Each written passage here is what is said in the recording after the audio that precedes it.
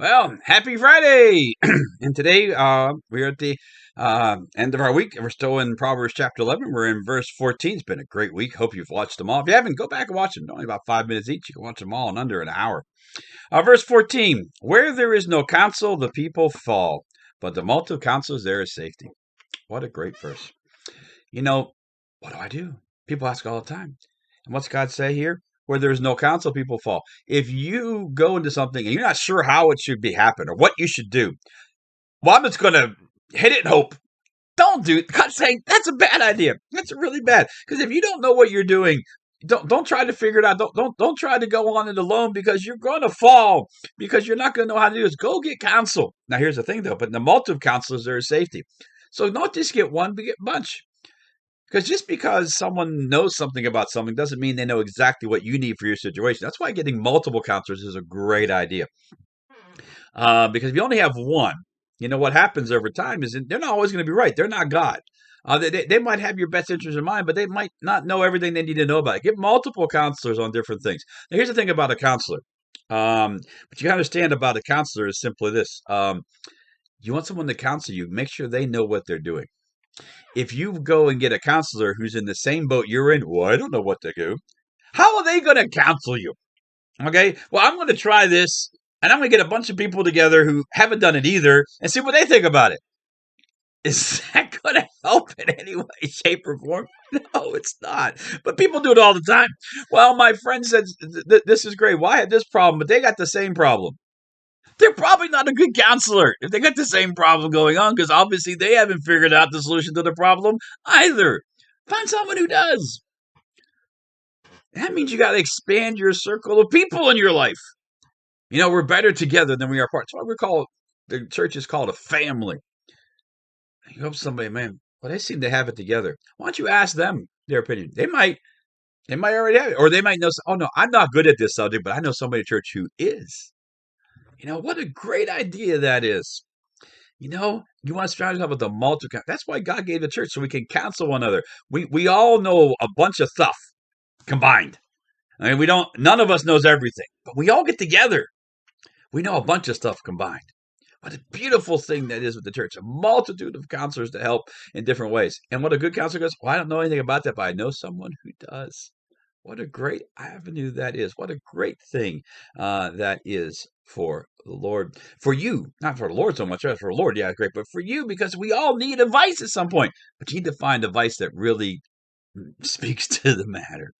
And when you're in a multitude of counselors, like a church family, and not all of them will know exactly how to fix your one problem, but the idea of having multiple counselors, one will rise up who actually can give you advice on how to do it so you don't fall down. What a great thing. Verse 15. He is a surety for a stranger will suffer. The one who hates being surety is secure. Surety, what's that? Saying someone else made a promise, but I'm going to make the promise with them to make sure they can that they're going to follow through with it. You see a lot with loans, co-signing a loan, things like that. We're saying, you know, they promised to do that. I'll make sure. I'll put my name to it and make sure it gets done. It happens in business deals, happens in family deals and stuff like that. Here's the thing: God says, don't do it. He says right here, dumb idea. Because now you're tying yourself to something. If they can't make a promise on their own, why are you making one for them? God is saying. If they don't have the wherewithal to keep their own promise, they're just going to drag you down into the muck with them, into the mud with them. You don't want that. Okay? God says avoid that. Helping people's one thing. You know, helping someone they even need it. But putting your name with their name when they can't do it on their own, that's bad. Bad idea. Help them, but this is not the way to help them. A lot of people think, oh, I'll just help them by giving them the value of my name. All it does is bring your value down. It doesn't bring your value up. And it keeps them down. You want to bring them up. Hey, give them something to reach for. Okay, I'll help you with this, but this is what you got to do to get to the next level so they get what? Better. So they get more value in their life. We're supposed to add value on another, not take away. When you become a surety for somebody, you give them a reason not to fulfill their end of the bargain. You ever thought about that? Imagine you co-sign a loan.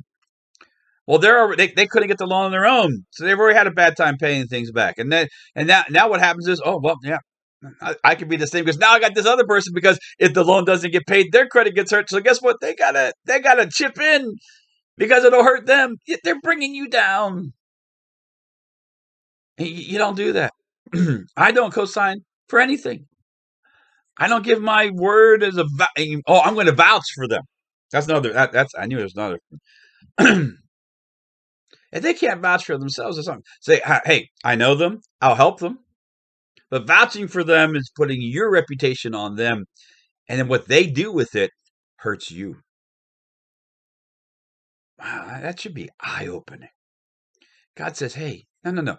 Help other people. Help them get better so they don't need you to be a surety for them, to be the one who is a sure thing for the thing going forward. No. You want them to be able to do that on their own. Help them get to that level. Help them do that on their own.